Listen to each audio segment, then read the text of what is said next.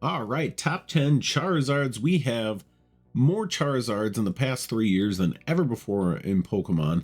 And being that we have all these, let's rank them. Honorable mention today is the promos from the 25th anniversary, the gold medal card, and the 25th anniversary classic collection card. 10. Number 10 is the promos. The promos are going to be the accessible cards that people can get. These cards aren't necessarily the best art. They weren't very playable at all, but in all cases, they were very cool to look at. It was solid to get some nice sets of promos, and that's why they're putting in at number 10. 9.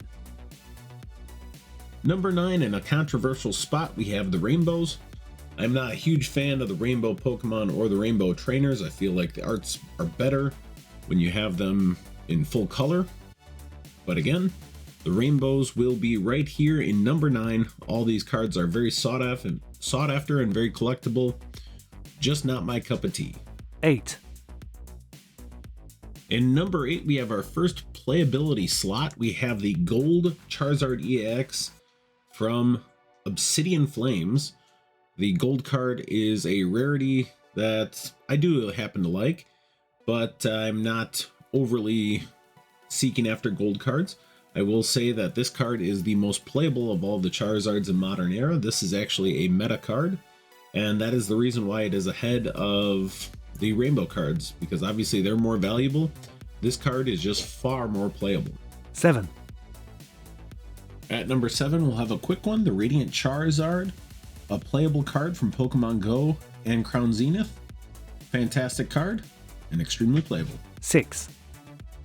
At number 6, we have the Chunky Neck Charizard, the 151 Charizard EX. Not a very playable card. The horizon on this card is absolutely beautiful. The neck on this Charizard looks like it has sleep apnea and may need a CPAP. So that is why this one, although a very cool card, is running at number 6, because it's very low playability and the actual depiction of Charizard is very limited, I would say. 5. At number 5, we have another storyline card. This card, kind of similar to the Charizard EX from 151, has a storyline. The storyline kind of comes up from the cavern on the 151. This one, it's fighting Mewtwo, and there's a bunch of other Pokemon in this one. This being a battle scene and having everything from both perspectives with both the Mewtwo and the Charizard put this at number 5. 4. At number 4, we have the Shiny Charizard V. This card and the Rainbow Charizard from the same set were basically a money grab of epic proportions in Champion's Path, and this should have been in Shining Fates, which is why we have the card paired with the Shining Fates Charizard VMAX.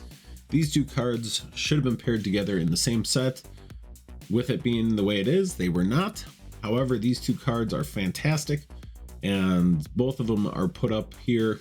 And yeah, I know they're being put above the Rainbows and the Gold cards. I think the Shinies are better. 3. To follow up the previous Shinies, we have the next Shiny on the list, which is probably the most sought after, which is the Hidden Fates Charizard GX. This one, if you ask me, or if I ask you really, you can open up Paldean Fates, you can open up Shining Fates, you can open up Hidden Fates. You're picking Hidden Fates all day and you're opening up just Hidden Fates. And if it were free and no money were involved, I think we all would pick the same thing. So for number 3, Charizard GX Shiny Edition. 2. Number 2, because I'm a sucker for storylines, and I think this is a storyline that kind of goes missed, we have the Charizard V moving into the Charizard V from Brilliant Stars. The promo, which was removed from the Japanese set and put into our Ultra Premium collection, matches up almost too perfectly with this Charizard V from Brilliant Stars. I don't know if they're actually supposed to be together, but they sure as heck look like it with the Venusaur in the background on both of them. And then him fighting the Venusaur on the same hill looks too gosh darn good. I actually put them together in my Brilliant Stars set just because right next to each other it looks like a storyline for sure to me. So For number 2, we have 2 cards. Controversial maybe number 2 pick, but you know, it's my list. 1. And in at number 1, the best card from the recent years, and this is more going on the playability factor because this card is meta right now. We have the Charizard EX from Obsidian Flames and the Charizard EX from Paldea Fates. I know I said everyone would open up Hidden Fates. You still will open up Hidden Fates over Obsidian Flames or Paldea Fates. This card just happens to be winning tournaments, and when you start winning tournaments and it happens to be a Charizard and you get to play with one of your favorite characters and you get to make meta decks with it, that puts this card at number 1.